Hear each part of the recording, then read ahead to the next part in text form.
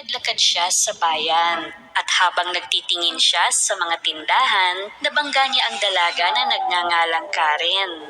Ay! Natumba silang dalawa ng sabay. Ang kumikinang na pulang sapatos ni Karen ang nakapukaw sa mga mata ng tamad na dalaga. Ito ang sapatos na pinapangarap niya. Wah! Gusto ko ng ganyang sapatos! Oh, talaga ba? Salamat. Oo, sa tingin ko ay maganda nga.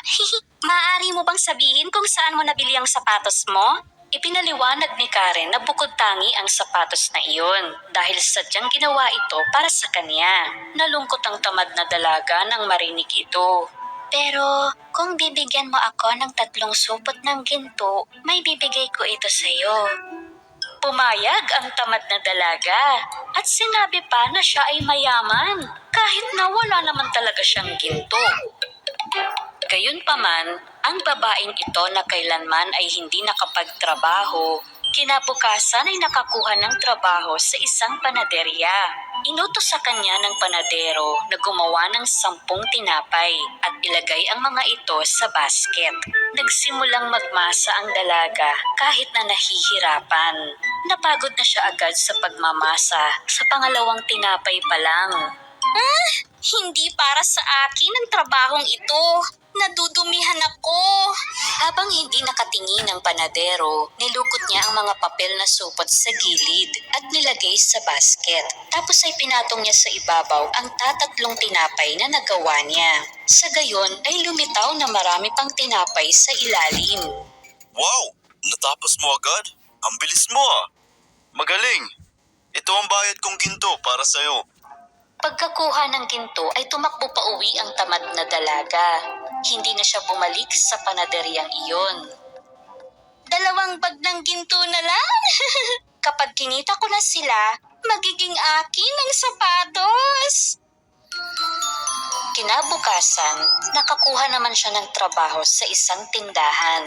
Inutos ng may-ari ng tindahan na tanggalin ang mga bulok na prutas. Pero ayaw niyang hawakan ng mga bulok na prutas. Ew!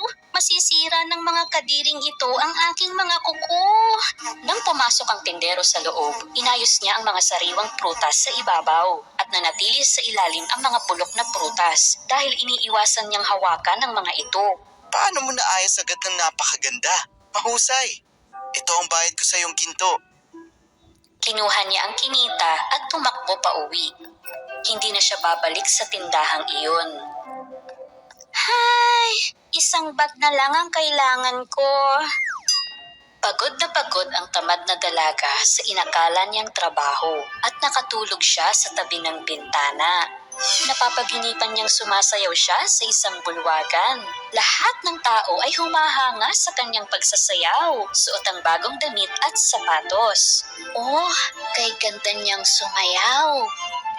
Tignan mo yung suot niyang pulang sapatos. Ang ganda! Bagay sa kanya.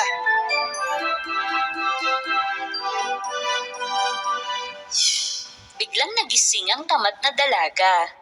Kailangan ko ng isa pang mauutakan para sa pinakahuling bag ng ginto. Kaya pumunta na siya ulit sa bayan at nakakuha naman siya ng trabaho sa isang sastre. Nautusan siyang patsihan ng mga palda ng tela sa parehong kulay. Ngunit pumili siya ng hindi tamang kulay na pangtagpi at hindi rin nagawang tahiin ito ng maayos. Ow! Ang sakit naman matusok sa karayom. Ayoko na ngang ituloy ito. Inipon niya ang mga palda at itinagos sa isang tabi. Nang dumating ang sastre at nagtanong, sinabi niya na dumating ang may-ari ng mga palda. Nagustuhan nila ang mga patse, kaya kinuha na nila. Oh, mabuti naman. Magaling. O eto, dahil maaasahan ka, para sa'yo itong ginto. Agad na kinuha ng tamad na dalaga ang ginto at tumakbo pa uwi. Wala na siyang balak bumalik pa sa sastre. Agad niyang tinipon ang nakatagong mga ginto para ibigay kay Karen. Karen, eto na, 3 bag ng ginto. Kinita ko yan sa sarili kong pagsisikap. Hayan, akin na ang sapatos. Tinanggap ni Karen ang ginto at inabot ang kahon ng sapatos sa tamad na dalaga. Oo nga pala, nakalimutan kong sabihin. Yan ay mahiwagang sapatos. Hindi niya sasaktan ng mga tapat at masisipag na tao. Hindi niya pinansin ang sinabi ni Karen. Agad niyang sinuot ang mga sapatos.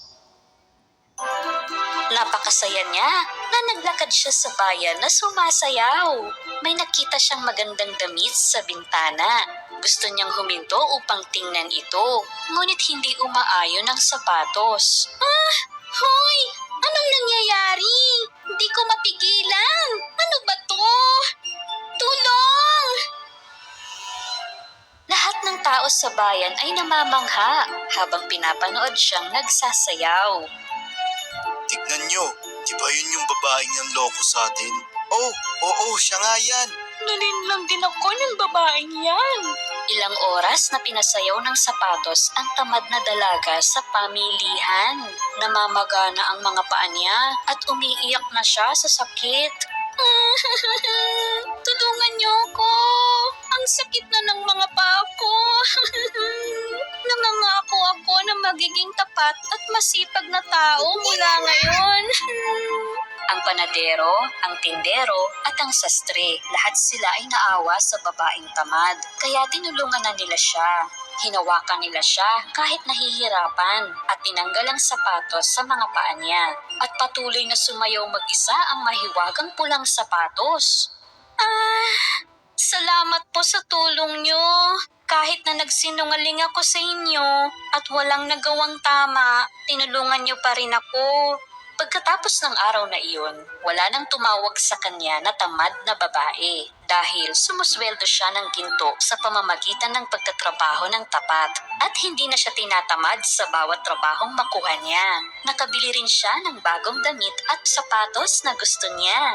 Ngunit ang tanging hiwaga ng sapatos na ito ay walang iba kundi ang kagalakan ng magtrabaho ng tapat.